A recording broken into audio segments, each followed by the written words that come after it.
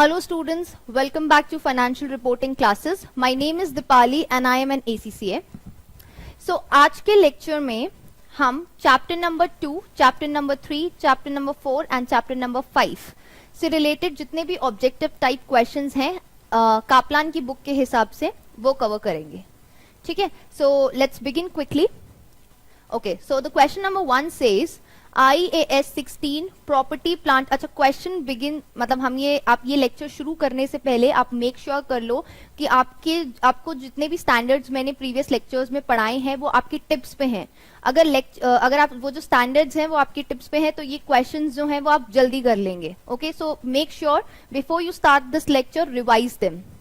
चलो, let's move now. IAS 16 property plant and equipment requires an asset to be measured at cost on its original recognition in the financial statement. EW used its own staff assisted by contractors when required to construct a new warehouse for its own use. ठीक है.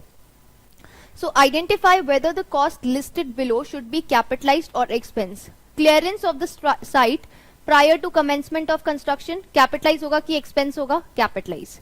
Professional surveyor fees for managing the construction work, again capitalize. ठीक है. EW's own staff wages for time spent working on construction, again capitalise होगा. ये सब asset की cost है, asset पे लग रही है डायरेक्टली एट्रीब्यूटेबल है ये एसेट पे, सो इसीलिए उसकी कॉस्ट पे क्या हो जाएगा, जुड़ जाएगा.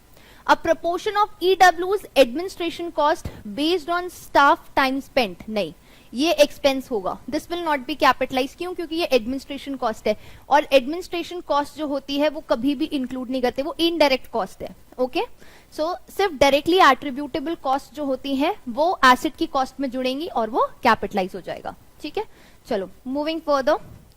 Okay, now the question says on 1st July 2004 experimenter opened a chemical reprocessing plant. Experimenter opened a chemical reprocessing plant. Okay, the plant was due to be active for 5 years until 30th June 2009. ठीक है, इसको 5 साल लगने हैं. Okay, active होने में. When it would be decommissioned, तब उसको decommission कर दिया जाएगा.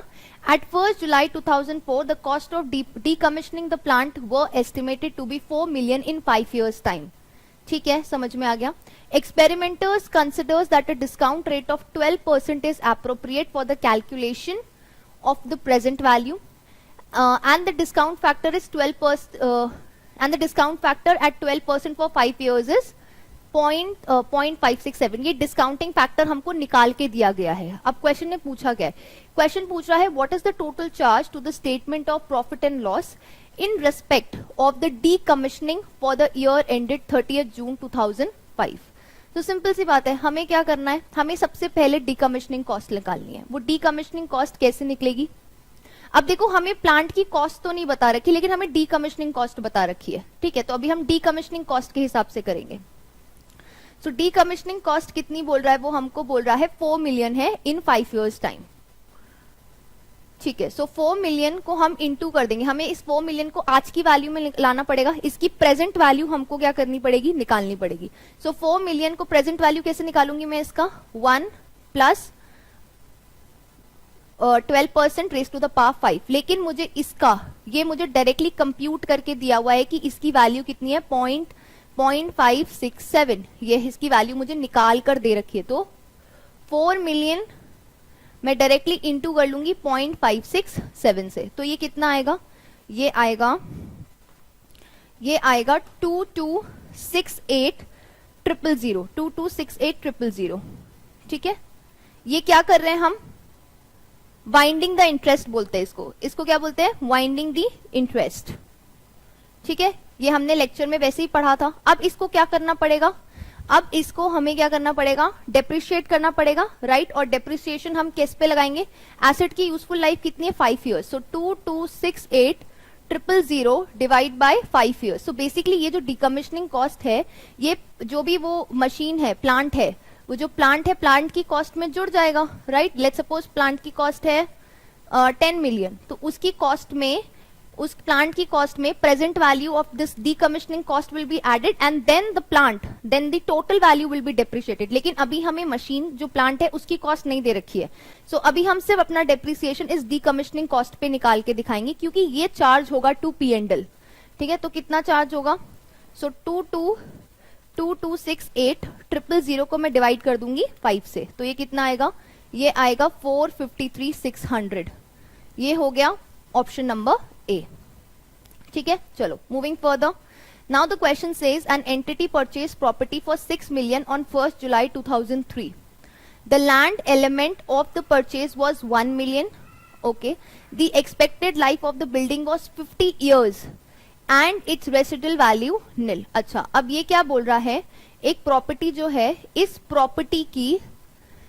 इस प्रॉपर्टी में से इसकी टोटल वैल्यू 6 मिलियन है, लेकिन इसका जो बिल्डिंग एलिमेंट है और लैंड एलिमेंट अलग अलग बता रहा है। तो लैंड एलिमेंट वो 1 मिलियन बोल रहा है, तो बिल्डिंग एलिमेंट कितना हो गया, 5 मिलियन हो गया, और इसकी एक्सपेक्टेड लाइफ कितनी है, 50 इयर्स है, ठीक है, और रेसिडुअल वैल्यू निल है। ऑन 30th June 2005 कितना टाइम हो गया, यहां से लेके यहां तक 2 साल बाद बता रहा है वो हमको, after 2 years the property was revalued to 7 million। ये प्रॉपर्टी जो 6 मिलियन की थी, ये रिवैल्यू होके इसकी वैल्यू कितनी है, 7 मिलियन, ठीक है, of which the land element was 1.24 million. अब ये बोल रहा है कि इसमें से लैंड एलिमेंट कितना है, 1.24 मिलियन, तो इसका बिल्डिंग एलिमेंट कितना होगा, इसका बिल्डिंग एलिमेंट होगा $5.76 मिलियन, ओके। एंड ये निकाल दे ही रखा है डायरेक्टली इसने। On 30th June 2007 the property was sold for 6.8 million, और फिर उसके 2 साल बाद, मतलब 30th June 2005 के 2 साल बाद प्रॉपर्टी को बेचा कितने पे, 6.8 मिलियन पे। सो अब क्वेश्चन क्या पूछ रहा है, क्वेश्चन पूछ रहा है what is the gain on disposal of the property that would be reported in the statement of profit and loss for the year to 30th June, ठीक है। तो कितना होगा वो हमें निकाल के बताना है। तो सबसे पहले हम क्या करते हैं, इस लैंड का न्यू डेप्रिसिएशन निकाल देते हैं। ओल्ड डेप्रिसिएशन से हमको कोई मतलब नहीं है, यहाँ पे हमने इसके न्यू डेप्रिसिएशन से मतलब है। तो देखो इसकी रिवैल्यूड वैल्यू कितनी है, इसकी रिवैल्यूड वैल्यू है, इस बिल्डिंग की रिवैल्यूड वैल्यू है 5.76 मिलियन, ठीक है, और इस पे न्यू डेप्रिसिएशन निकालना है मुझे इसका। तो मैं इसको डिवाइड करती हूँ इसकी रिमेनिंग यूजफुल लाइफ से। तो टोटल 50 थी और रिवैल्यू 2 साल इस पे डेप्रिसिएशन हुआ लगाया और फिर इसको रिवैल्यू किया, तो इसकी रिमेनिंग लाइफ कितनी बची, इसकी रिमेनिंग लाइफ बची 48 इयर्स। सो इसका मतलब इस पे डेप्रिसिएशन कितना लगेगा, $0.12 मिलियन का, ओके। अब इसकी कैरिंग वैल्यू कितनी होगी, इसकी कैरिंग वैल्यू होगी 5.76 में से मैं माइनस करूंगी 0.12 मिलियन इंटू 2। ये मैं इंटू 2 क्यों कर रही हूं, क्योंकि मुझे इसकी कैरिंग वैल्यू निकालनी है एज एट 30th June 2007, ठीक है, 2 साल बाद, क्योंकि हम उसको बेच रहे हैं तो बेचने पे हमें उसकी कैरिंग वैल्यू चाहिए और हमें उसके सेल प्रोसीड्स चाहिए, राइट। सो 5.76 में से मेरे को ये माइनस करना पड़ेगा, ये 2 साल का डेप्रिसिएशन। तो इसकी कैरिंग वैल्यू कितनी होगी, इसकी कैरिंग वैल्यू होगी $5.52 मिलियन, ठीक है।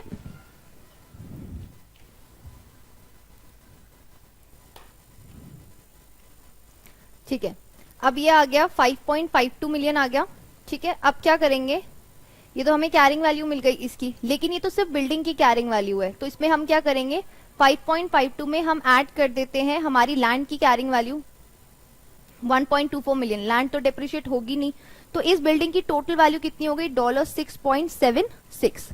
अब देखो सेल प्रोसीड्स कितने हैं, सेल प्रोसीड्स में से जब मैं माइनस करूंगी कैरिंग वैल्यू तो मेरा प्रॉफिट या लॉस आ जाएगा।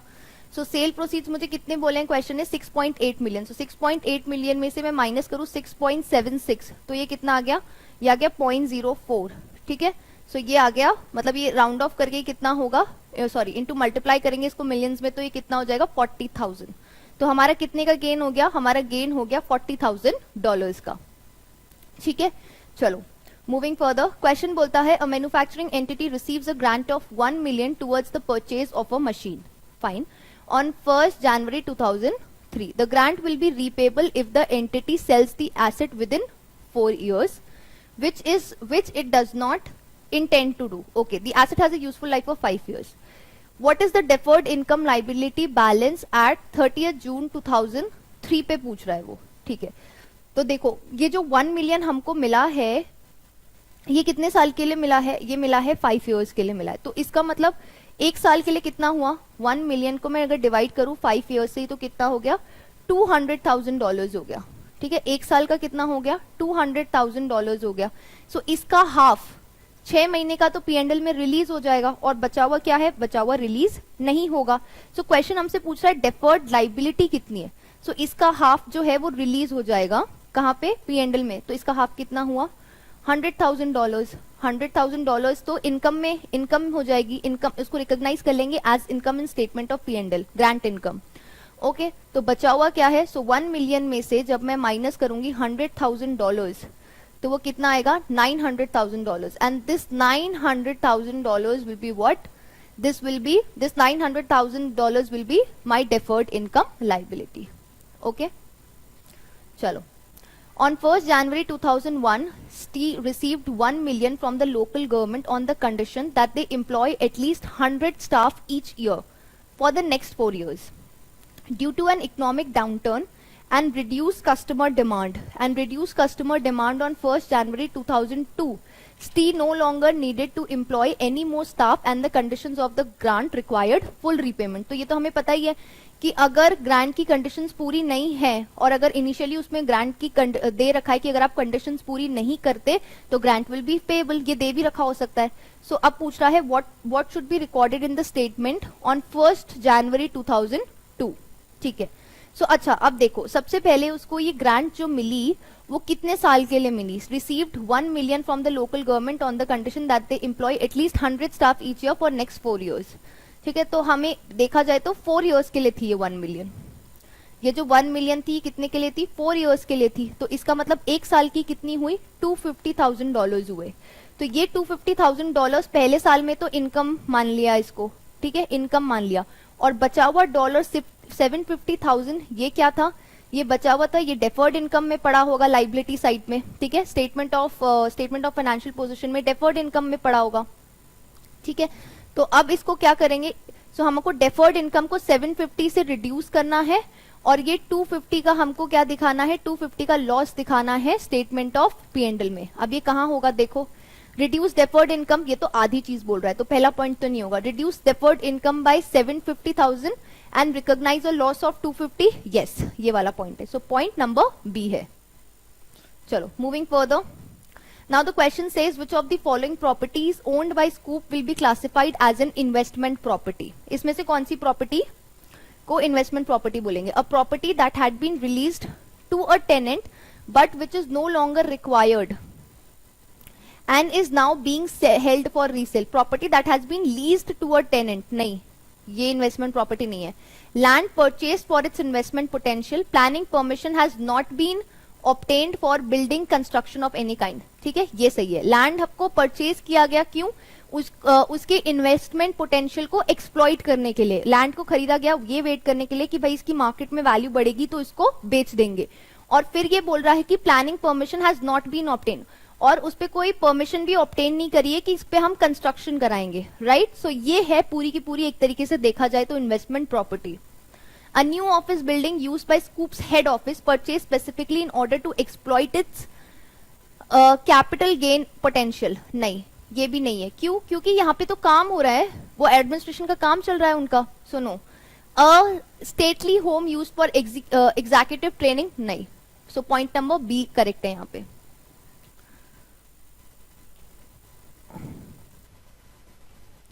ओके, अब क्वेश्चन बोल रहा है during the current year an entity had in place 1 million of 6% loan finance and 2 million of 8% loan finance. ठीक है, it constructed a new factory which cost $600,000 and this was funded out of the existing loan finance.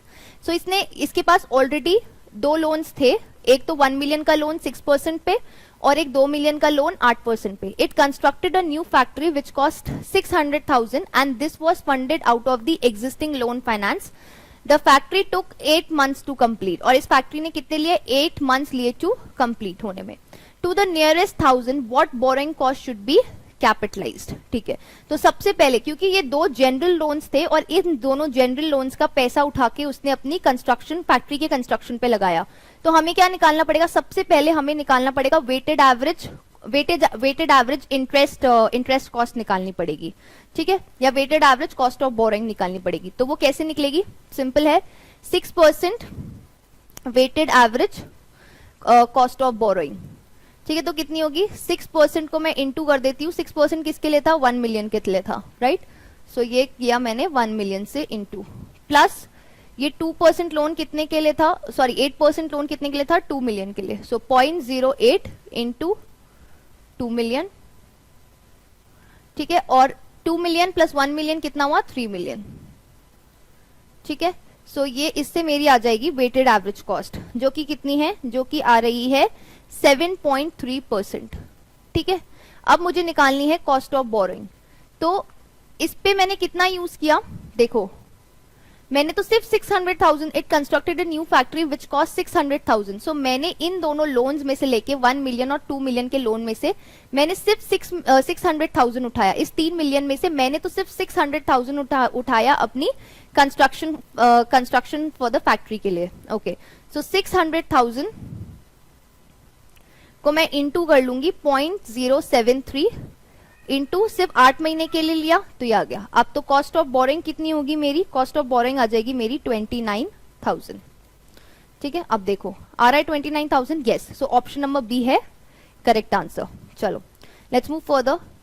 Okay, now the question stage which of the following statement is correct? If statement 1, if the revaluation model is used for property, plant and equipment, revaluation must subsequently made with sufficient regularity to ensure that the carrying amount does not differ materially from the fair value at each reporting date. Yes, true है ये, this is true. Okay, अब statement 2 के लिए है, ठीक है, कि when an item of property, plant and equipment is revalued, there is no requirement that the entire class of asset to which the item belongs must be revalued. गलत है ये, false.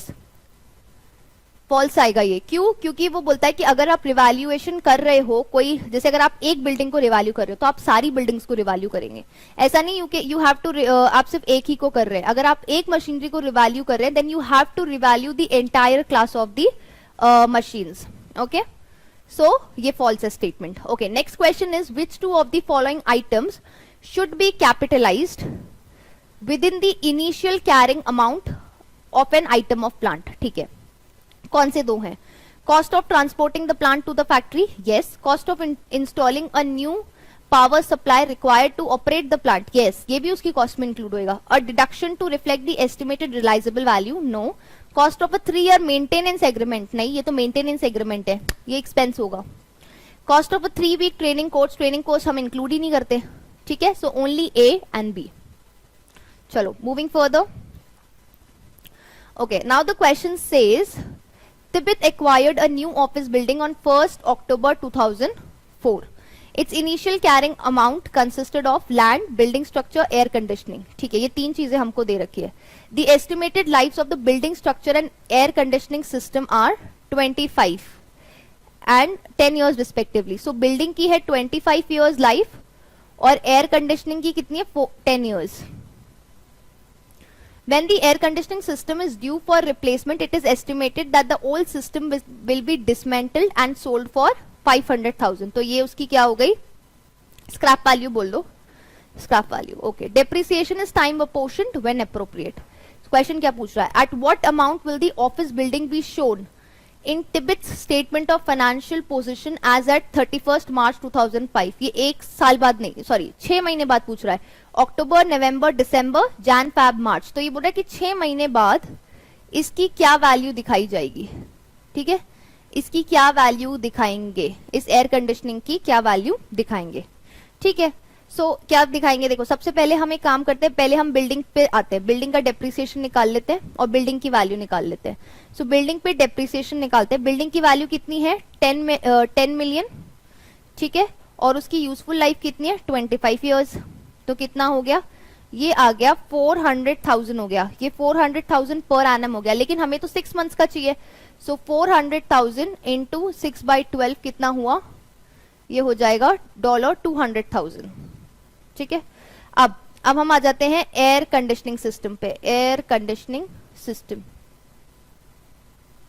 ठीक है, इसकी बात करें हम, सो 4 मिलियन उसकी प्राइस है और वो 500,000 जो है वो उसकी क्या है, स्क्रैप वैल्यू, और उसकी यूजफुल लाइफ कितनी है, 10 ईयर्स। सो ये कितना हो गया इसका डेप्रिसिएशन, इसका डेप्रिसिएशन आ रहा है 350,000 पर एनम। सो इसका मतलब 6 ईयर्स का 6 मंथ्स का कितना होगा, 1,75,000। ओके ठीक है, अब आ जाते हैं हम इनकी वैल्यूज निकालना शुरू करते हैं। ठीक है, सबसे पहले let's start with land. Land की वैल्यू कितनी थी, लैंड की वैल्यू तो वैसे भी 2 मिलियन थी, so let it be 2 million, बाहर लिखते हैं। ठीक है, बिल्डिंग की बात करते हैं। बिल्डिंग की कॉस्ट कितनी थी, बिल्डिंग की कॉस्ट है 10 मिलियन। इस 10 मिलियन में से मैं इसका डेप्रिसिएशन माइनस कर दूंगी, लेस डेप्रिसिएशन विच इज 200,000, तो ये कितना आ जाएगा, तो ये आ जाएगा 9,800,000, 9,800,000।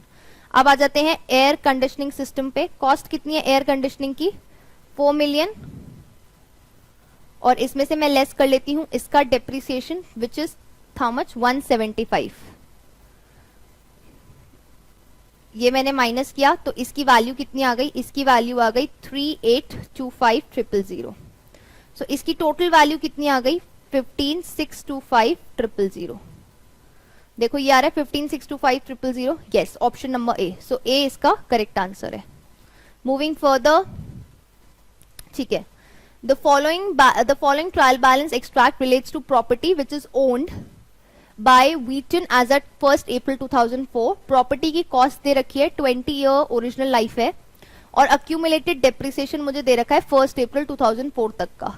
ठीक है, देखो अगर देखो इसको ऐसे समझो कि प्रॉपर्टी की कॉस्ट मुझे दे रखी है और मुझे क्या बोला है कि उसकी 20 ईयर जो है वो उसकी लाइफ है, तो इसका मतलब 12 मिलियन को अगर मैं 20 से डिवाइड करूं तो पर ईयर का डेप्रिसिएशन कितना होगा, तो मेरा पर ईयर का डेप्रिसिएशन आ जाएगा 600,000 पर एनम, मेरा डेप्रिसिएशन हो गया।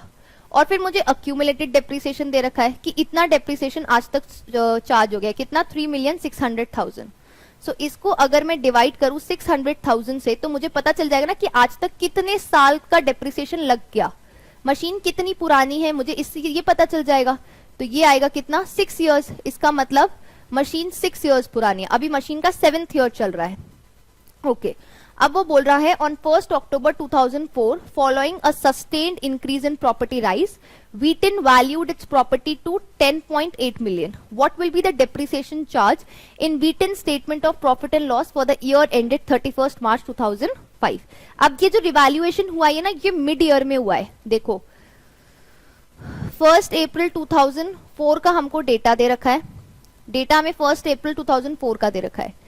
फिर ये बोल रहा है रिवैल्यूएशन जो हुआ वो हुआ 1st अक्टूबर 2004 तक का हुआ, रिवैल्यूएशन तब हुआ। और हमसे बोल रहा है कि आप बताओ कि डेप्रिसिएशन चार्ज जो है वो for the year ended 31st मार्च 2005 की बात कर रहा है वो। तो इसका मतलब ये 6 महीने तो ओल्ड डेप्रिसिएशन लगेगा, ठीक है, और ये 6 महीने न्यू डेप्रिसिएशन लगेगा रिवैल्यूड वैल्यू पे। तो ये ध्यान रखना है, डेट्स इसलिए बहुत इंपॉर्टेंट है, कभी भी डेट्स को मत इग्नोर करना एग्जाम में, डेट्स बहुत इंपॉर्टेंट है। ठीक है, चलो, तो ओल्ड डेप्रिसिएशन कितना हो जाएगा, अब 600,000 पर एनम है तो 6 महीने का कितना होगा, 300,000, राइट, इंटू 6/12, तो ये कितना हो जाएगा, 300,000 ओल्ड डेप्रिसिएशन हो गया। अब मेरे को न्यू डेप्रिसिएशन निकालती हूं मैं। सो न्यू डेप्रिसिएशन इसका कितना हुआ, न्यू डेप्रिसिएशन इसका होगा, असेट की वैल्यू कितनी है, 10,800,000। ठीक है, अब एसेट की ओरिजिनल यूजफुल लाइफ कितनी थी, 20 इयर्स है, कितनी है, 20 इयर्स। अब इस 20 इयर्स में से 6 साल का तो डेप्रिसिएशन पहले लग गया और 6 महीने का हमने अभी लगाया, मतलब आधा साल का हमने और लगाया। तो एसेट की रिमेनिंग यूजफुल लाइफ देखा जाए तो कितनी है, रिमेनिंग एसेट की रिमेनिंग यूजफुल लाइफ देखा जाए तो कितनी है। सो 20 ओरिजिनल थी, ओरिजिनल में से 6 महीने का डेप्रिसिएशन, 6 साल का डेप्रिसिएशन पहले लग गया और हमने आधे साल का अभी और लगाया, तो इसका कितना हुआ, इसकी रिमेनिंग यूजफुल लाइफ हुई 13.5, राइट। सो 13.5 से मैं इसको डिवाइड कर दूंगी तो मेरा क्या आ जाएगा, न्यू डेप्रिसिएशन आ जाएगा। हमेशा ध्यान रखना, न्यू डेप्रिसिएशन निकालने के लिए you have to use the revalued value और whatever the new value is and the remaining useful life of the asset. So 10,800,000 को मैं डिवाइड कर दूंगी 13.5 से। So that will give me 800,000. ये मुझे कितना दे रहा है? 800,000 पर एनम डेप्रिसिएशन लगेगा. बट ये तो पर एनम है, तो क्या बोलते हैं, 6 महीने का कितना होगा? 6 महीने का होगा 800,000 इंटू 6/12. तो ये कितना आ जाएगा? 400,000. सो 6 महीने ओल्ड डेप्रिसिएशन एंड 6 महीने न्यू डेप्रिसिएशन लगाऊंगी तो मुझे साल भर का डेप्रिसिएशन मिल जाएगा उस एसेट पे. तो वो कितना होगा? 700,000. ठीक है. So option number C. चलो लेट्स मूव फर्दर. क्वेश्चन बोल रहा है which two of the following statements about IAS 20 accounting for government grants and disclosure of government assistance are true. A government grant related to the purchase of an asset must be deducted from the carrying amount of the asset in the statement of financial position. क्या ये true है? नहीं, ये true नहीं है. Must be deducted नहीं है कि ऐसा नहीं है कि आपको डिडक्ट करना है. दो चॉइसेस हमको दी गई है कि अगर आपका कैपिटल ग्रांट है तो या तो आप उसको एसेट की वैल्यू में से आप उसको माइनस कर लो, ठीक है, या फिर आप उसको एसेट को उसके ओरिजिनल कॉस्ट पे रहने दो और आप इसको अलग से इनकम की तरह दिखा दो, डेफर्ड इनकम की तरह दिखा दो. राइट. तो दोनों ऑप्शंस दिए गए हैं. Okay. B point is a government grant related to the purchase of an asset should be recognised in profit and loss over the life of the asset. Yes, ये ट्रू है. हमेशा grant को उसकी जो asset की life है, अगर वो कैपिटल ग्रांट है, ठीक है, किसी एसेट के अगेंस्ट में मिली है, तो वो उस ग्रांट को रिकॉग्नाइज करना है over the life of the asset. So B point is correct. Free marketing advice provided by the government department is excluded from the definition of government grants. ये भी ठीक है. Any required repayment of a government grant received in an earlier reporting period is treated as prior period adjustment. नहीं, ये prior period adjustment नहीं है. No. So this is wrong. A गलत है और B गलत है. Only B and C are correct options over here. चलो, let's move further. Okay. Now the question says, Smithson Company purchased a new building with a 50-year life for 10 million on 1st January 2003. ठीक है. On 30th June 2005, 2 साल बाद नहीं, ये हुआ 2003, 2004, 2.5 साल बाद. Smithson Company moved out of the building and rented out to third parties on a short-term lease. Smithson Company uses the fair value model for investment properties. At 30th June 2005, the fair value of the property was 11 million, and at 31st December 2005, it was 11.5 million. So ये पूछ रहा है, इसका question ये है कि what is the total net amount to be recorded in the statement of P&L in respect of the office for the year ended 31st December 2005. ठीक है. बोल रहा है कि P&L में कितना जाएगा. नेट अमाउंट पूछ रहा है ये, मतलब डेप्रिसिएशन भी चार्ज कर लो, कुछ और गेन है तो वो भी चार्ज कर लो. तो पहले हम एक काम करते हैं, हम इसकी कैरिंग वैल्यू निकालते हैं, इस एसेट की कैरिंग वैल्यू निकालते हैं एट 30th जून 2005 पे. ठीक है. तो एसेट की कॉस्ट, पहले एसेट का डेप्रिसिएशन निकालो. डेप्रिसिएशन कितना है उसका? सो 10 मिलियन उसकी वैल्यू है और 50 इयर्स के लिए है, तो उसका पर एनम डेप्रिसिएशन कितना हुआ? उसका पर एनम डेप्रिसिएशन होगा $200,000. ये हो गया इसका पर एनम डेप्रिसिएशन. अब मेरे को कैरिंग वैल्यू निकालनी है उसकी एट 30th जुलाई. तो 10 मिलियन में से मैं डेप्रिसिएशन माइनस कर देती हूँ 2.5 साल का. सो 1 साल का कितना है? 200,000. तो 2.5 साल का कितना हुआ? इंटू कर लेती हूँ 2.5 से. तो ये कितना आ जाएगा? ये आ जाएगा 9,500,000 कैरिंग वैल्यू है एसेट की. ठीक है. अब इसको क्या किया? इसको वैल्यू किया गया. Fair value of the property was 11 million. ठीक है. अब अगर फेयर वैल्यू कितनी है इसकी? फेयर वैल्यू वो हमको बोल रहा है 11 मिलियन. अगर वो 11 मिलियन उसकी फेयर वैल्यू मुझे बता रहा है, तो इसका मतलब 500,000 का क्या हो गया? 1,500,000 का क्या हो गया? रिवैल्यूएशन गेन हो गया. क्या हो गया? रिवैल्यूएशन गेन हो गया. और ये रिवैल्यूएशन गेन जो है ये तो कहाँ जाएगा? अदर कॉम्प्रिहेंसिव इनकम में जाएगा. ठीक है. लेकिन क्वेश्चन ने हमसे पूछा है कि net amount to be recorded in the statement of P&L पूछ रहा है वो हमसे. ठीक है. हमसे क्वेश्चन ये पूछ रहा है. सो इसका मतलब अब मुझे क्या करना पड़ेगा, अब मुझे उसका पहले तो न्यू डेप्रिसिएशन निकालना पड़ेगा। अब इसका न्यू डेप्रिसिएशन क्या होगा, सो 11 मिलियन उसकी न्यू वैल्यू हो गई, राइट। और फिर उसमें 50 इयर्स में से अब इसकी कितनी लाइफ बची, 250 इयर्स में से 2.5 मैं माइनस करूं तो अब इसकी न्यू लाइफ कितनी बची, 47.5। तो डेप्रिसिएशन कितना हो गया इसका डेप्रिसिएशन हो गया पर एनम का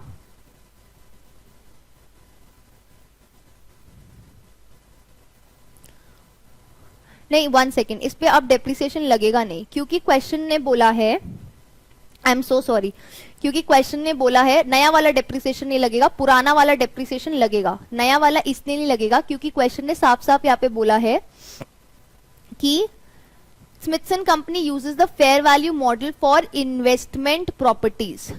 ठीक है, क्या बोल रहा है वो, इन्वेस्टमेंट प्रॉपर्टीज बोल रहा है, वो फेयर वैल्यू मॉडल वो यूज कर रहा है स्मिथसन कंपनी। ठीक है, और जब वो फेयर वैल्यू मॉडल यूज कर रहा है तो फिर मतलब वो 30 जून से यूज करना शुरू कर रहा है ना फेयर वैल्यू मॉडल, तो इसका मतलब जब वो फेयर वैल्यू मॉडल यूज करने लग जाएगा तो तब से डेप्रिसिएशन लगना बंद हो जाएगा, राइट। सो न्यू डेप्रिसिएशन यहाँ पे अब नहीं लगेगा। बस अब हमें क्या करना है, हमें रिकॉर्ड करना है जो ये फेयर वैल्यू में चेंज हुआ है ना, हमें वो रिकॉर्ड करना है। सो 11 मिलियन से कितनी हो गई उसकी वैल्यू, 11 मिलियन से उसकी वैल्यू हो गई 11.5 मिलियन फेयर वैल्यू में। तो फेयर वैल्यू में गेन कितना हुआ, 500,000 का गेन हुआ, राइट।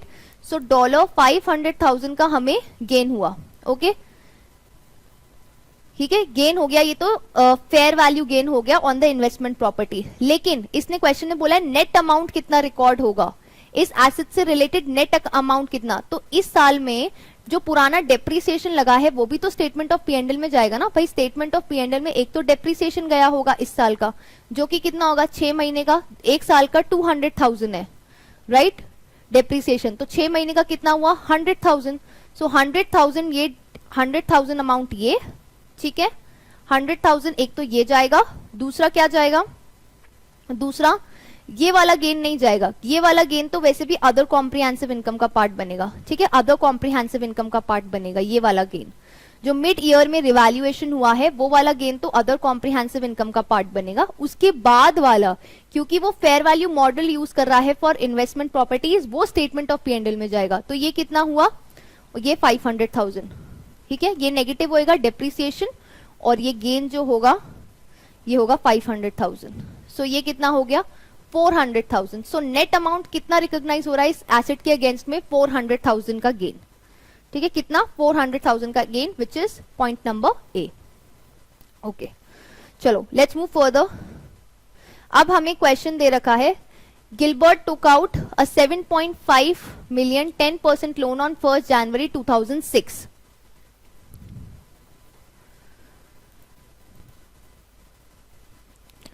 Okay.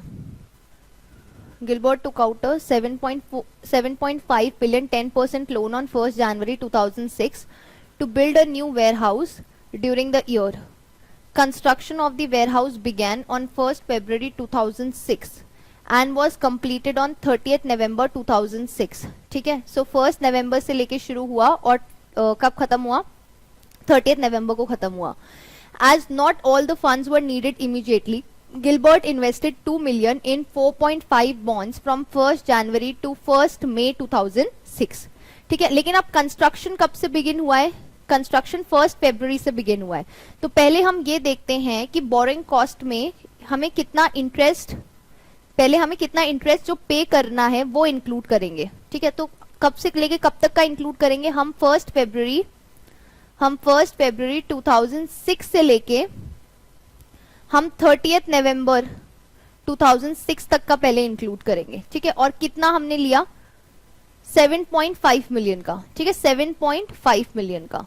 सो 7.5 मिलियन इंटू कितना परसेंट लोन, 10% लोन है ये. ठीक है, 10% इंटरेस्ट रेट है. कितने महीने हो गए, फेब से लेके नवंबर तक, फेब से लेके नवंबर तक हो गए 10 मंथ्स हो गए. ठीक है, सो हम ये 10 मंथ्स इंक्लूड करेंगे. सो 10/12, तो ये कितना आ जाएगा, ये आ जाएगा $625,000. ठीक है। अब इसमें हमने कुछ इन्वेस्टमेंट भी किया क्योंकि 7.5 इमीडिएटली नहीं चाहिए थे, तो हमने 2 मिलियन को क्या किया, हमने 2 मिलियन आगे इंटरेस्ट पे चढ़ा दिए, मतलब हमें वहां से इंटरेस्ट मिल रहा है, ठीक है। तो इंटरेस्ट रिसीव कितना कितना हम माइनस करेंगे इंटरेस्ट रिसीव्ड इसमें से, देखो 2 मिलियन, अब कितना इंटरेस्ट कितना परसेंट पे मिल रहा है, 4.0, अच्छा हमने बॉन्ड्स में इन्वेस्ट किए, सॉरी कितना बॉन्ड्स में इन्वेस्ट किए 2 मिलियन, तो 4.5 मिल रहा है, मतलब 0.045 हो गया, ठीक है। कब से लेके कब तक किया, 1 जनवरी से लेके 1 मई 2006 तक किया, 5 महीने के लिए किया, लेकिन सॉरी 4 महीने के लिए, लेकिन कंस्ट्रक्शन कब से बिगिन हो रहा है, 1 फरवरी से। सो हम 1 फरवरी से ही जो इंटरेस्ट रिसीव हो रहा है वो माइनस करेंगे, यहां से बोरोइंग कॉस्ट में से माइनस करेंगे, बाकी तो इनकम में जाएगा, बाकी इंटरेस्ट इनकम की तरह इंटरेस्ट इनकम होगा। सो बेसिकली जनवरी के मंथ में जो इंटरेस्ट रिसीव हो रहा है ना, ये तो स्टेटमेंट ऑफ P&L में इंटरेस्ट इनकम की तरह जाएगा, ठीक है। और बाकी फेब, मार्च, अप्रैल, ये 3 महीने का बोरोइंग कॉस्ट में से माइनस हो जाएगा, और वो जो डिडक्टेड कॉस्ट होगी वो फिर क्या होगी, कैपिटलाइज होगी एसेट में।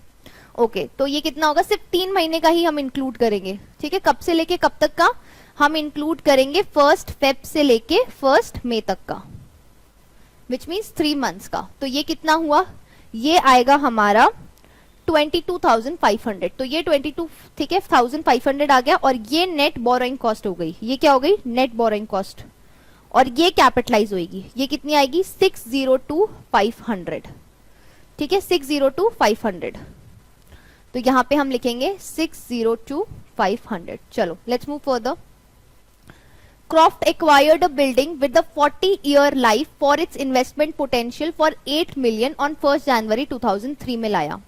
At 31st December 2003, the fair value of the property was estimated at 9 million, with cost to sell estimated at 200,000. If Croft Company uses the fair value model for investment properties, what gain should be recorded in the statement of profit and loss for the year ended 31st December 2003? अब देखो इसकी value 8 million से क्या हो गई, 9 million हो गई। पहली बात तो इन्वेस्टमेंट प्रॉपर्टी अगर फेयर वैल्यू मॉडल पे होती है तो उसको हम क्या नहीं करते, उसको हम डेप्रिशिएट नहीं करते, क्या नहीं करते, डेप्रिशिएट नहीं करते, राइट। सो 8 मिलियन से उसकी वैल्यू क्या हो गई, 9 मिलियन हो गई। हमें यहाँ पे कॉस्ट टू सेल से कोई मतलब नहीं है, ठीक है, कॉस्ट टू सेल से हमें कोई अभी यहाँ पे मतलब नहीं है। 8 मिलियन से उसकी वैल्यू 9 मिलियन हो गई, सो 1 मिलियन का जो क्या है गेन है वो जाएगा कहाँ पे, स्टेटमेंट ऑफ P&L में, दैट्स इट। इसमें इतना ही करना है।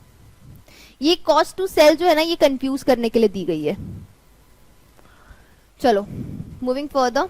अब क्वेश्चन बोल रहा है which of the following can not be recognised, cannot be recognized as an intangible non-current asset in GHK's consolidated statement of financial position at 30th September 2001. Recognized as an intangible बोल रहा है। GHK spent 132,000 developing a new type of product. In June 2001, management worried that it would be too expensive to fund. The finances to complete the project came from a cash injection from a benefactor received in November 2001.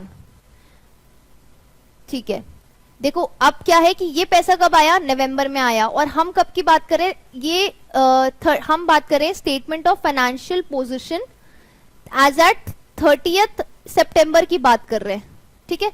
तो तब तक तो हम इसको capitalise नहीं करेंगे क्योंकि management तब तक क्या सोचती है कि ये एक्सपेंसिव टू फंड है, मतलब मैनेजमेंट के पास रिसोर्सेज नहीं है 30th सितंबर तक।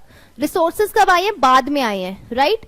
रिसोर्सेज कब आए हैं, बाद में आए हैं, तो इसका मतलब बाद में हम इसको कर सकते हैं कैपिटलाइज, राइट। इसको हम इंटेंजिबल एसेट की तरह रिकॉग्नाइज कर सकते हैं, बट एज एट 30th सितंबर तो ये नहीं होगा, राइट। सो ए एक पॉइंट हो गया, सो ए हो गया first, A can not be recognised. अब बाकी पढ़ लेते हैं एक बार। GHK purchased a subsidiary during the year. During the fair value exercise, it was found that subsidiary had a brand name with an estimated value of 50,000 but had not been recognized by the subsidiary as it was internally generated. Subsidiary के लिए तो वो internally generated है, लेकिन हमने वो subsidiary purchase करी तो हम क्या कर रहे हैं, उसके लिए एक वैल्यू दे रहे हैं ना, एस्टिमेटेड वैल्यू हम दे रहे हैं 50,000 की, राइट। देखो हम रिकॉग्नाइज कब करते हैं इंटेंजिबल एसेट को, एक तो हम तब रिकॉग्नाइज करते हैं, तीन पॉइंट्स हैं। व्हेन इट इज जब फ्यूचर इकोनॉमिक बेनिफिट्स जो है वो हमको मिलेंगे, ठीक है, future economic benefits associated with that asset will flow to the entity, ये तो फर्स्ट पॉइंट है। दूसरा, the entity can reliably measure it cost, हाँ मेजर कर सकती है क्योंकि वो उसने उसको पैसे दिए, राइट, सब्सिडरी को खरीदने के लिए उसने पैसे दिए, तो 50,000 वो बोल रही है कि उसने ब्रांड के लिए दिए, तो ये हो गया, और एंटिटी उसको कंट्रोल कर रही है, ठीक है। सो बी को तो हम रिकॉग्नाइज करेंगे। GHK purchase the brand name from a competitor, purchase कर रहा है ना, तो यही केस अप्लाई होता है। GHK spent 21,000 during the year on the development of a new product. After management concluded it will be viable. Management ने जब conclude किया कि viable है, ठीक है, उसके बाद उसने उसको वो उसको कैपिटलाइज कर रहा है। The product is being launched in the market on 1st December and is expected to be profitable. तो ये सारे पॉइंट्स मीट कर रहा है इंटेंजिबल डेवलपमेंट कॉस्ट से रिलेटेड जो है, सो इसलिए ये भी क्या होगा, ये भी ये भी क्या होगा, इस रिकॉग्नाइज होगा as an intangible non current asset, लेकिन फर्स्ट पॉइंट जो है वो नहीं होगा। So A is the correct point over here. Okay, चलो अब क्वेश्चन बोल रहा है which of the following could be classified as development expenditure in M statement of financial position as at 31st March 20 YO according to IAS 38 intangible assets. अब ये question आप खुद करके देखो एक बार, ये सिमिलर है पहले जैसा क्वेश्चन है, ठीक है। बेसिकली आपको यहाँ पे ये चेक करना है कि क्राइटेरियाज मिल रहे हैं कि नहीं मिल रहे, ठीक है। अगर क्राइटेरियाज मैच कर रहे हैं तो आप उसको क्लासिफाई कर दोगे as an intangible asset, recognise कर दोगे, बट अगर क्राइटेरियाज नहीं मिल रहे तो you will have to expense it out, ठीक है। सो ये वाला क्वेश्चन आप खुद ट्राई कीजिए। Okay, which two of the following factors are reasons why key staff cannot be capitalized as an intangible asset by an entity? They do not provide expected future benefits. They cannot be controlled by an entity. Yes, ये पहला point हो गया। Future expected benefits तो देंगे, economic benefits तो देंगे, staff है, की स्टाफ है, तो मैनेजमेंट को बिजनेस तो वो लाकर ही देंगे, राइट।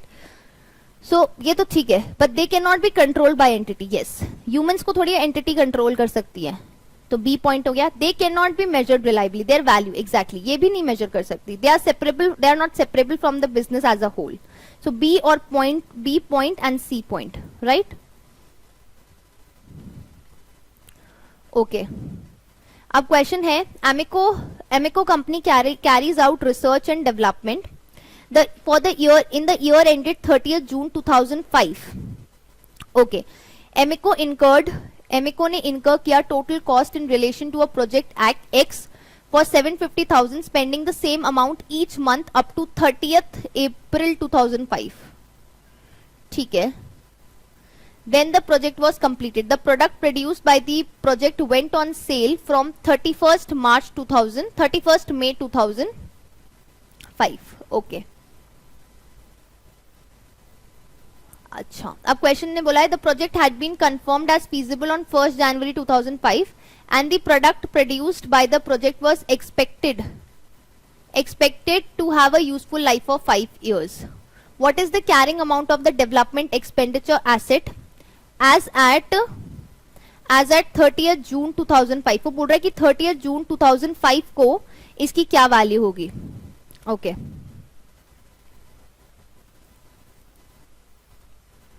अच्छा अब देखो, सबसे पहले क्वेश्चन बोल रहा है, देखो इसका ईयर कौन सा है पहले, तो what is the carrying amount पूछ रहा है। देखो पहले ईयर क्या है, ईयर देखो इसका, सो इसका ईयर होगा 1 जुलाई 2004 से लेके 30th June 2005, ये हो गया इसका financial year.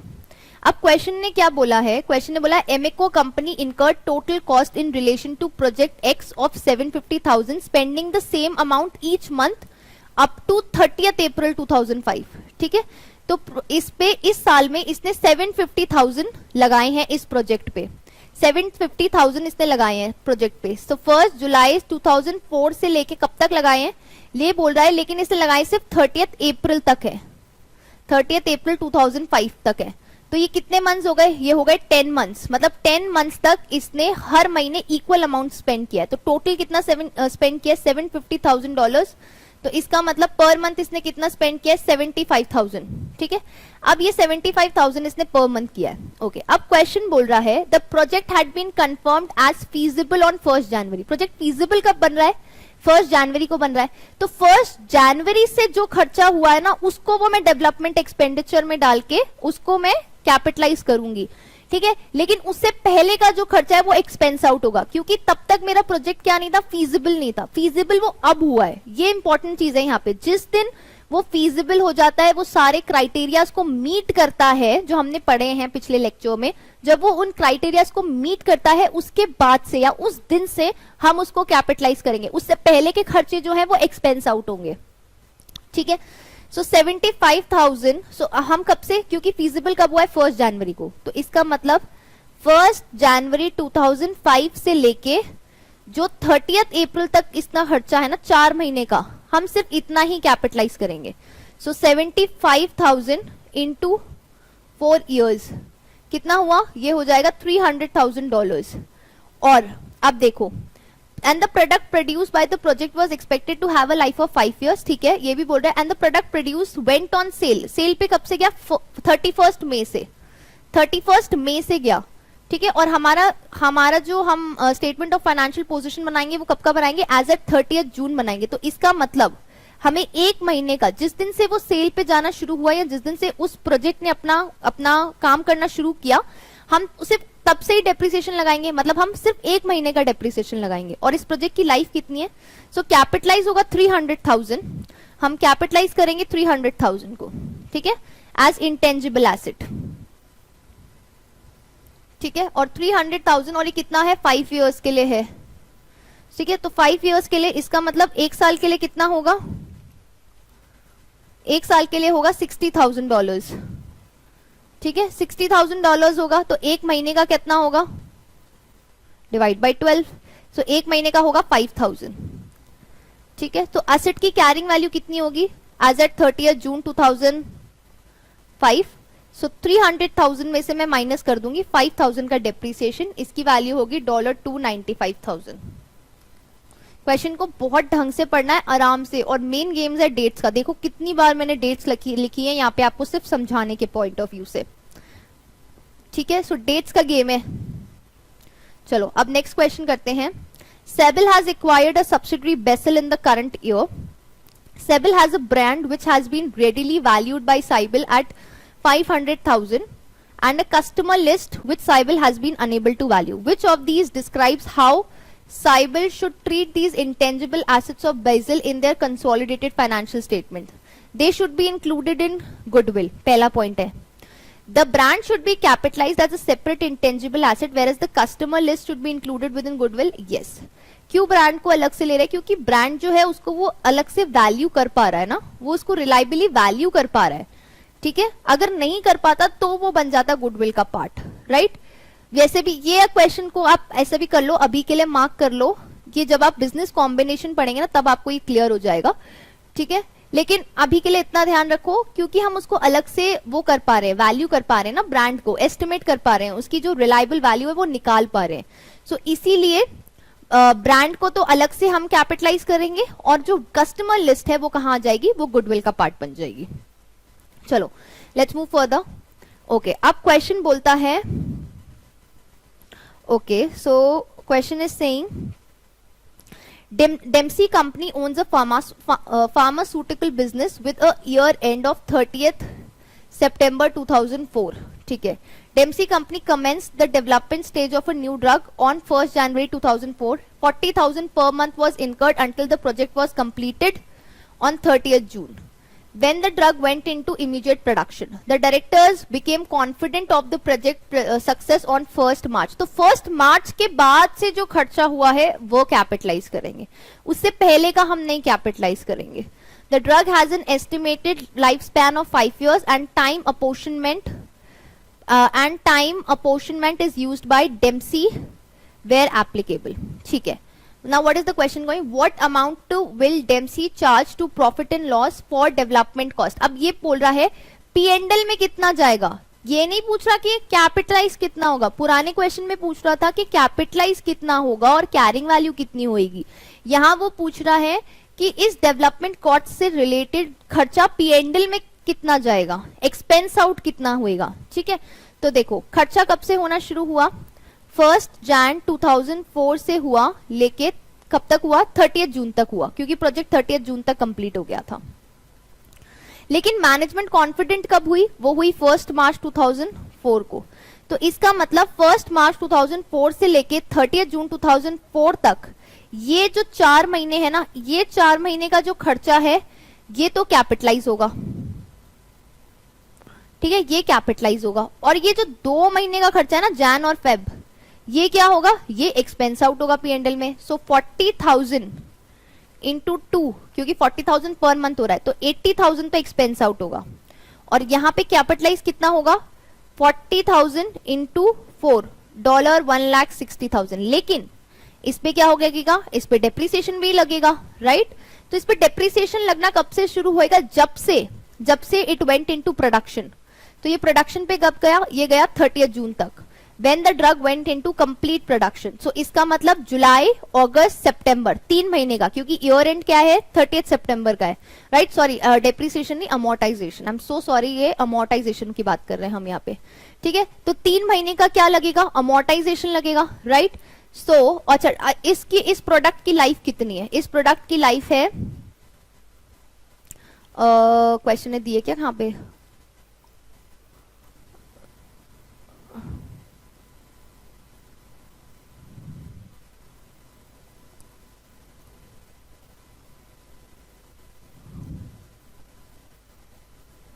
hold on, 5 years life, the drug has an estimated lifespan of 5 years।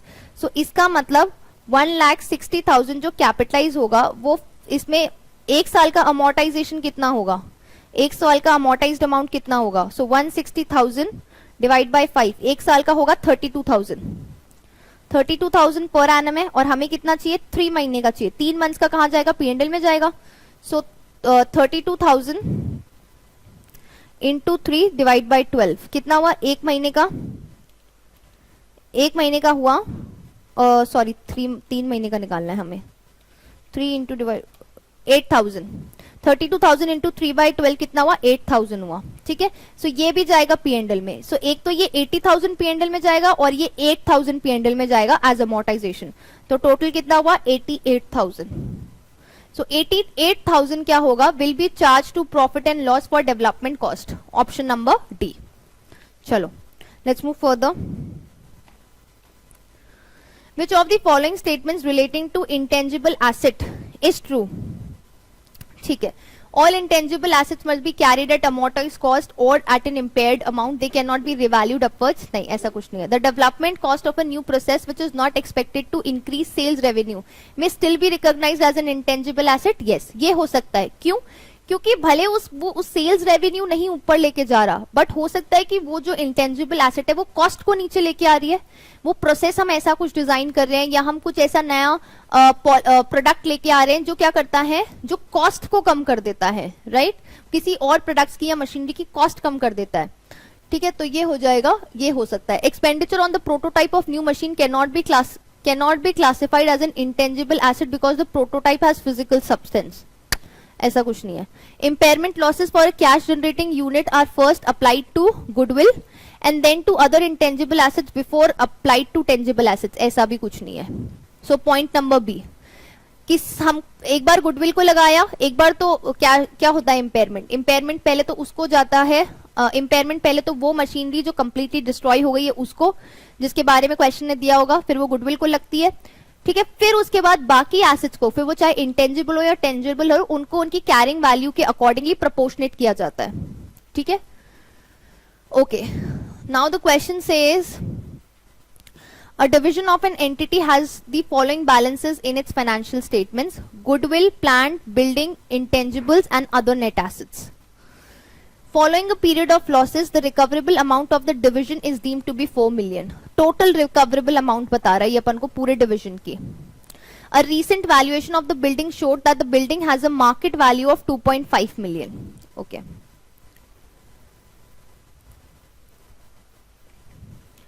ठीक है, एक काम करते हैं, हम पहले ना ये बना भी लेते हैं, जो वो बोलता जा रहा है उसके लिए हम ये प्रिपेयर कर लेते हैं। सबसे पहले एक जगह तो आप लिखिए कैरिंग वैल्यू, ठीक है, देन आप लिखेंगे इम्पेयरमेंट एंड देन आप लिखिए रिकवरेबल अमाउंट। अब हमें क्या क्या दे रखा है, गुडविल दे रखा है, हमें प्लांट दे रखा है, हमें बिल्डिंग दे रखा है, हमें इंटेंजिबल्स दे रखे हैं and then other net assets, ठीक है। एक बार सबकी वैल्यू लिख लो, 700,000 देन 950,000, देन बिल्डिंग की 2.3 मिलियन, इंटेंजिबल्स की 800,000 और अदर नॉन की 430,000। ठीक है, अब क्वेश्चन बोल रहा है following a period of losses the recoverable amount of the division is deemed to be 4 million. ठीक है, ये बोल रहा है कि इसकी रिकवरेबल अमाउंट जो है ना वो 4 मिलियन ही है अब। ठीक है, अब एक बार ये टोटल देख लो, ये वाला टोटल कितना है। सो ये होगा हमारा, so this total is, I tell you, this is 5180,000, 5180,000। अब following a period of losses the recoverable amount of the division is deemed to be 4 million, ये हमने कर लिया। A recent valuation of the building showed that the building has a market value of 2.5 million. अब देखो, हम ये जो building है ना, ये बोल रहा है कि इसकी वैल्यू 2.5 मिलियन है, मतलब बिल्डिंग की वैल्यू जो है वो कम नहीं हुई। ठीक है, तो इसका मतलब बिल्डिंग इंपेयर नहीं हुई, लेकिन हम उसकी वैल्यू को 2.5 नहीं दिखाएंगे, हम इसकी वैल्यू को 2.3 मिलियन ही दिखाएंगे यहाँ पर। ठीक है, अब वो बोल रहा है क्योंकि पूरा देखो, पूरा जो ये कैश जनरेटिंग यूनिट है वो तो इम्पेयर हो रहा है, वो ये बोल रहा है, लेकिन बाकी तो फिर हम अगर पूरा जो कैश जनरेटिंग यूनिट है वो इम्पेयर हो रहा है तो बिल्डिंग की वैल्यू को हम कैसे बढ़ा देंगे? नहीं, हम बिल्डिंग की वैल्यू को यहाँ पे नहीं बढ़ा सकते। ऑल तो वो बोल रहा है 2.5 मिलियन है, तो हम उसको उसकी जो कैरिंग वैल्यू है हम उसको उसी पे लिखेंगे। ठीक है, The other net assets are at their recoverable amount, और ये बोल रहा है कि ये जो other net assets हैं ये भी अपनी recoverable amount है, मतलब इस पे भी कोई impairment नहीं हुआ है। ठीक है, तो ये भी हो गया।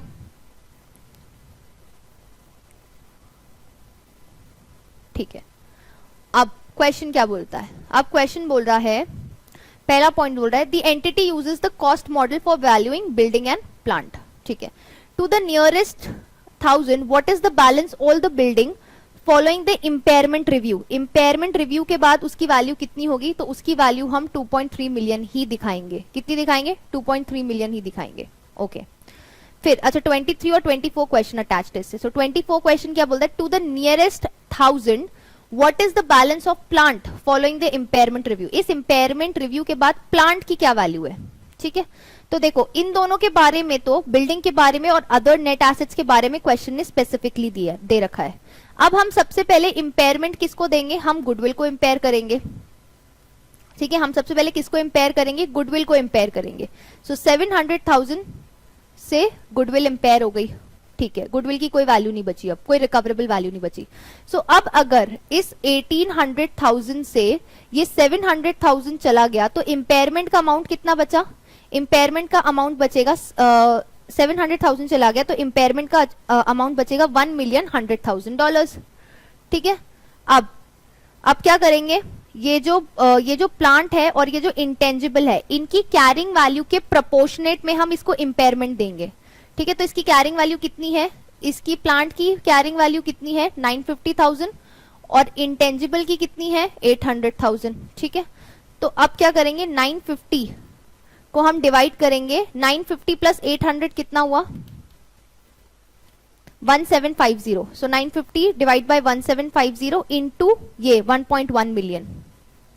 और ऐसी इंटेंजिबल की वैल्यू कितनी है? 100,000 इंटू 1750 इंटू 1.1 मिलियन। तो ये कितना आ रहा है? सो 950 डिवाइडेड बाय 1750 इंटू 1100, ये आ रहा है 597,000। ठीक है, और इसका कितना आ रहा है? इंटेंजिबल का कितना आ रहा है? इंटेंजिबल का आ रहा है 800 डिवाइड बाय 1750 इंटू 1. ये आ रहा है 503,000। सो ये दोनों को माइनस कर लो तो ये आ जाएगी रिकवरेबल वैल्यू। हमसे प्लांट की रिकवरेबल वैल्यू पूछी है, 950,000 माइनस 597,000, तो ये आ गया मेरा 353,000। ठीक है, और इसका कितना आ गया? इंटेंजिबल्स का कितना आ गया? और इंटेंजिबल्स का आ गया, होल्ड ऑन,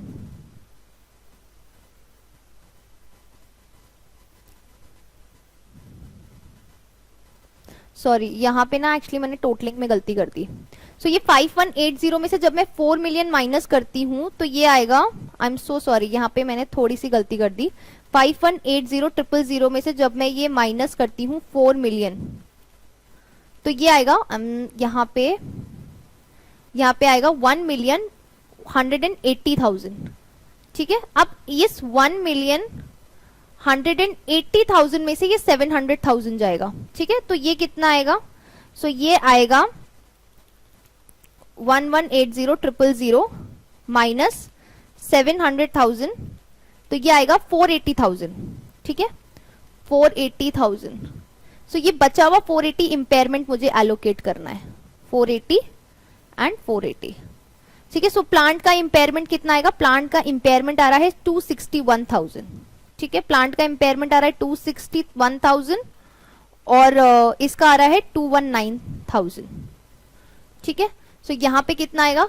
यहाँ पे ये आएगा 261,000 और यहाँ पे ये आएगा, यहाँ पर ये आएगा 219,000. अब देखो इसकी वैल्यू कितनी आ रही है. सो 950 में से जब मैं माइनस करूंगी 261 तो ये कितना आ रहा है? 689,000. सो 689,000 आएगा यहाँ पे. सो प्लांट की वैल्यू कितनी है? 689,000. देखो ऑप्शन है ऐसा, हाँ 689. सो ऑप्शन नंबर सी यहाँ पे करेक्ट हो गया. ठीक है, थोड़ा सा केयरफुल रहना कैलकुलेशंस के लिए. चलो अब हम नया क्वेश्चन करते हैं. So a vehicle was involved in an accident exactly halfway through the year. The vehicle cost was 10,000 and had a remaining life of 10 years at the start of the year. Following the accident, the expected present value of cash flows associated with the vehicle was 3,400 and the fair value less cost to use is 6,500. What is the recoverable value? अब recoverable value आप निकाल सकते हैं. Easy question है. पूछ रहा है recoverable value क्या होती है? Higher of value in use and fair value less cost to sell. तो ये क्वेश्चन आप खुद कीजिएगा, बहुत इजी क्वेश्चन है, डायरेक्ट क्वेश्चन है एकदम. ओके, ये क्वेश्चन आप खुद करो एक बार, क्योंकि यहाँ पे ये क्या बोल रहा है कि what would be the value of Frinjal's property plant and equipment after the allocation of the impairment loss.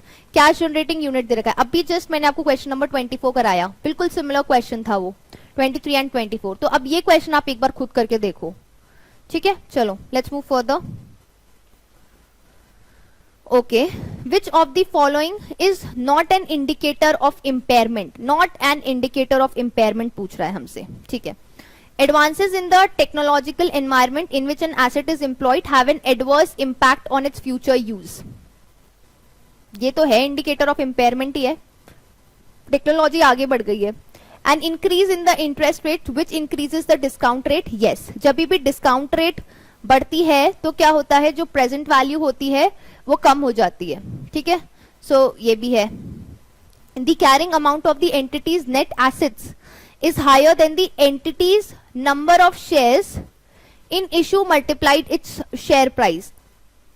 ये भी इम्पेयरमेंट है. सो बेसिकली देखो ये क्या बोल रहा है कि जो उसकी कैरिंग वैल्यू है, carrying value of an entity के नेट एसेट्स. नेट एसेट्स क्या हो गए? नेट एसेट्स हो गए एसेट्स माइनस लाइबिलिटीज.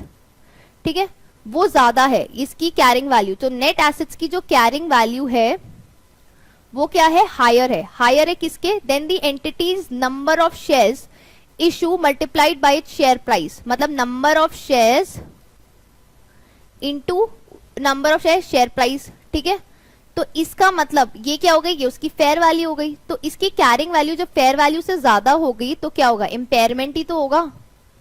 ठीक है, सो सी पॉइंट भी है. The estimated net realisable value of inventory has been reduced due to fire damage although its value is greater than its carrying amount. हाँ ये सही है, क्योंकि जो उसकी नेट रियलाइजेबल वैल्यू है उसको ऑल्दो नीचे गिराया गया लेकिन नेट रियलाइजेबल वैल्यू फिर भी ज्यादा है then the carrying amount, then yes it is not an indicator of impairment.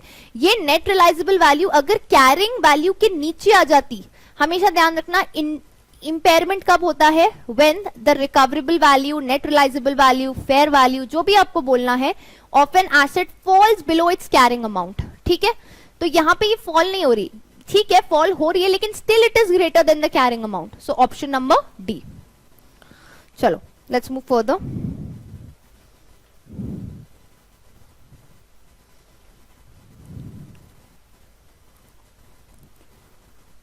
Okay. So now the question is saying Raleigh acquired a non-current asset on 1st October 2009 at a cost of 100,000 which had a useful life of 10 years and nil residual value. The asset had been correctly depreciated up to 30th September 2000, by whatever. At that date the asset was damaged and an impairment review was performed.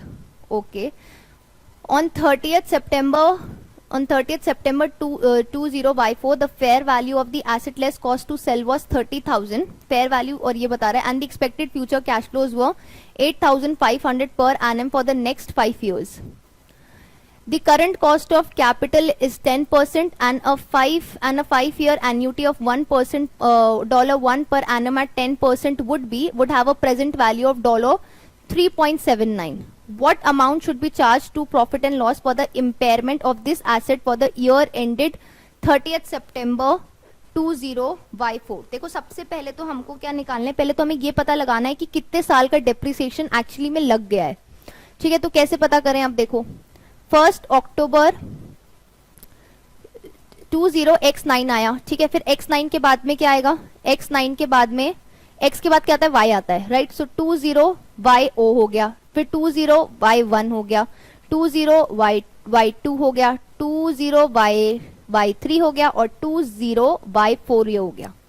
ठीक है, अब इसमें से पहले हमें ये देखना है यूजफुल लाइफ 10 इयर्स है, पहले तो हमें कैरिंग वैल्यू निकालनी है उसकी 30th सितंबर 2004 पे. ठीक है, तो निकालो कैरिंग वैल्यू. तो यहाँ से हुआ 1 साल, यहाँ से हुआ 2 साल, तीसरा साल, चौथा साल और 5 साल, ये 5 इयर्स हो गए.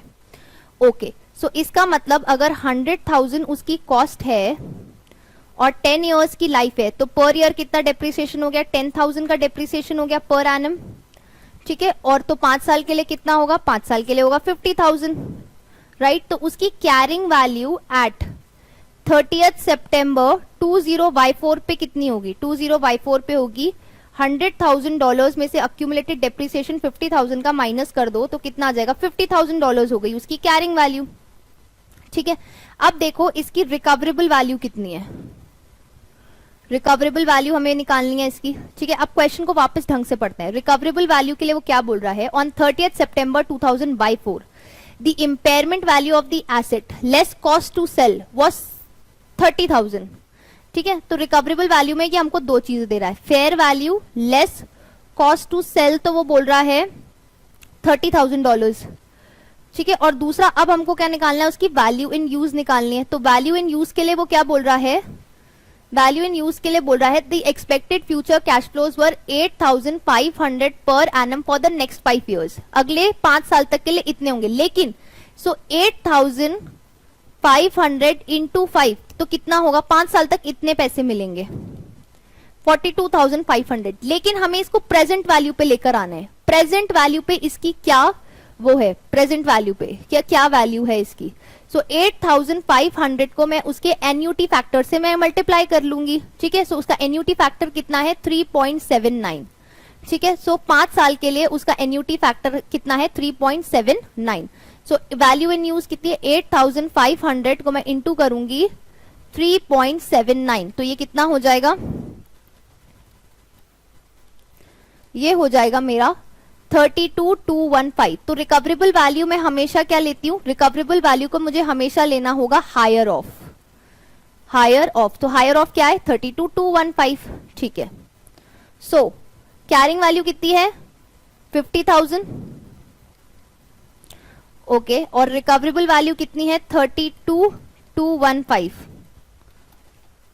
तो ये कितना हो गया 17,785. तो ये जो 17,785 है ना, ये क्या होगा, will be charge to profit and loss for the impairment of this asset. 17,785.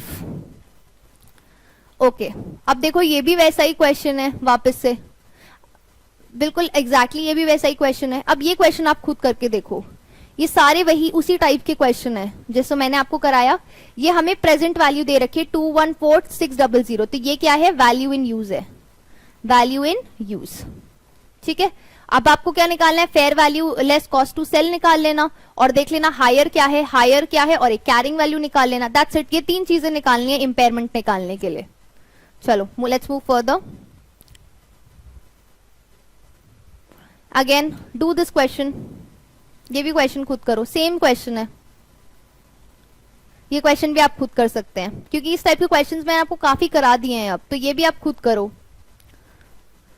Okay, let's do this one. This is because this is related to IFRS 5, इसलिए मैं करवा रही हूँ. अब तक हम जो कर रहे थे वो 36 से रिलेटेड थे, इम्पेयरमेंट से रिलेटेड थे, इसलिए मैं बोल रही हूँ इम्पेयरमेंट और IAS 16 से रिलेटेड है, इसलिए वो क्वेश्चंस मैं आपको बहुत करा चुकी हूँ. तो अब जो क्वेश्चंस है वो आप खुद ट्राई कीजिए. अब IFRS 5 का कराती हूँ. BN has an asset that was classified as held for sale at 31st March 2002. The asset had a carrying amount of 900 and fair value 800. The cost of disposal was estimated to be 50. अब देखो ये क्या बोलता है IFRS 5 non current asset held for cell. क्या बोलता है कि आप जब भी किसी नॉन करंट एसेट को आप रिकॉग्नाइज कर रहे हैं as a non current asset held for sale and discontinued operations की तरह, तो आप क्या करेंगे, उसको रिकॉग्नाइज करेंगे at what, at lower of what, lower of the carrying value and the fair value less cost to sell. ठीक है, तो कैरिंग वैल्यू कितनी है $900, वो हमको बोल ही रहा है, और फेयर वैल्यू कितनी है 800, और कॉस्ट टू सेल कितनी है $50. सो कितना हुआ ये 750. तो अब लोअर क्या है इसमें से, लोअर है 900 लोअर है कि 750 लोअर है, 750. तो हम उसको कितने पे रिकॉग्नाइज करेंगे, $750 पे. चलो let's move further. Okay, now the question says, according to IFRS 5 non-current asset held for sale and discontinued operations, which of the following represent criteria for an asset to be classified as held for sale? Available for immediate sale in its present condition? Yes, ये एक criteria है. Sale is highly probable. Sale is highly probable, ये भी ठीक है. The sale is expected to be completed within the next month? नहीं, 12 months का criteria होता है. So no. The asset is being marketed at a reasonable price? Yes, ये भी point है. So 1, 3 and 4. अब देखो 1, 3 and 4 कहाँ पे? C, point number C. So point number C क्या है यहाँ पे? हमारा correct option है. Okay. Then it says, according to IFRS 5 non-current asset held for sale and discontinued operation, which of the following amounts in respect of discontinued operation must be shown on the face of the statement of P&L? जब हम discontinued operation करते हैं तो हमें statement of P&L के front पे क्या दिखाना है? So revenue दिखाते हैं हम? नहीं. क्या हम gross profit दिखाते हैं? नहीं. क्या हम profit after tax दिखाते हैं? Yes. हमेशा single amount ही दिखाना है on the face of the statement of P&L. Just a single amount. और उसका फिर जो further description है या उसकी जो further calculation है वो आप notes to the accounts में दिखाइए. ओके, अब क्वेश्चन बोल रहा है Rural has the following 2 lines of business that have been disposed of in the year. 2 lines of business है जो इसने डिस्पोज ऑफ करी है. Sector A X operated in country A. Rural has no other operations in country A. ठीक है, and sector X produce 0.5% of the total revenue of Rural. ठीक है, सो rural का वो कितना परसेंट रेवेन्यू प्रोड्यूस करता था, 0.5%. Sector Y operated in the same country as the rural head office. It sold a different product from the other components of rural and contributed 10% of the total revenue of rural company. Okay, which of these sectors, if either, should be disclosed as a discontinued operation in current year? Sector X, Sector Y. So sector X को हम दिखाएंगे discontinued operation की तरह? नहीं दिखाएंगे. क्यों नहीं दिखाएंगे? क्योंकि एक बहुत मेजर लाइन ऑफ बिजनेस नहीं है, जोग्राफिकली अलग है, but then it is not a major line of business. कितना रेवेन्यू कर रही है? 0.5% रेवेन्यू में कॉन्ट्रीब्यूट कर रही है वो रूरल के. So no. But sector Y yes, वो दिखाएंगे. क्यों दिखाएंगे? क्योंकि देखो इसलिए दिखाएंगे क्योंकि वो 10% कॉन्ट्रीब्यूट कर रही है रूरल के रेवेन्यू में. इसका मतलब it is a major line of business जिसको वो डिस्पोज ऑफ कर रही है. ठीक है, सो यस. Moving further. ठीक है, ये प्रॉपर्टी वाला क्वेश्चन है, ये भी आप प्लीज खुद कीजिएगा, ये खुद ट्राई कीजिए ये वाला question. Okay. Which of the primary reason why discontinued operations are presented separately within the financial statements? Okay, discontinued operations को separately क्यों दिखा रहे हैं on the statement of financial, on the financial statements में? To show an accurate valuation of the business. क्या एक ये reason होता है? Valuation दिखाना business की? नहीं, ये कोई reason नहीं है. To enhance the predictive nature of financial statements, yes ये एक रीजन है। क्यों, क्या इसका क्या मतलब है predictive nature of financial statements? भाई इससे ये पता चल जाएगा ना कि देखो ये डिसकंटिन्यू ऑपरेशन था, इसने क्या किया, साल में जितना भी था इससे इतना इतना लॉस हुआ, लेकिन कंटिन्यूड ऑपरेशंस की क्या सक्सेसफुल रेट है, कितना वो आगे रेवेन्यू जनरेट करेंगे, कितना वो प्रॉफिट जनरेट करेंगे, क्या जीपी होगा, तो वो सबको प्रिडिक्ट करने के लिए क्या करते हैं हम, डिसकंटिन्यूड ऑपरेशंस को अलग दिखा देते हैं। क्योंकि डिसकंटिन्यूड ऑपरेशंस क्या, अब उसमें से इन्वेस्टमेंट निकाल लिया गया है, अब उसको नहीं कंटिन्यू करेंगे, वहां से कोई प्रॉफिट नहीं आएगा अब, ठीक है।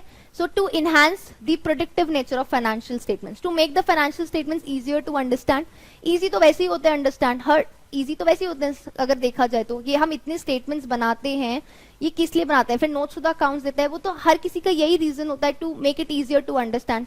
सो the financial statements are verifiable, किससे वेरीफाई करना है, no, so point number D भी नहीं, पॉइंट नंबर बी, ठीक है। चलो, सो ये मैंने आपको कराए कापलान के questions for chapter number 2, 3, 4 and 5, ठीक है। मल्टीपल चॉइस क्वेश्चंस जो हैं, ऑब्जेक्टिव टाइप क्वेश्चंस जो हैं वो मैंने कराए, ठीक है। अब नेक्स्ट लेक्चर में will begin with chapter number 6। So please अपने कॉन्सेप्ट्स को क्लियर रखिएगा, क्वेश्चंस को अच्छे से प्रैक्टिस कीजिएगा, and do let me know if you have any problem. Meanwhile please take care and have a good day ahead, bye bye.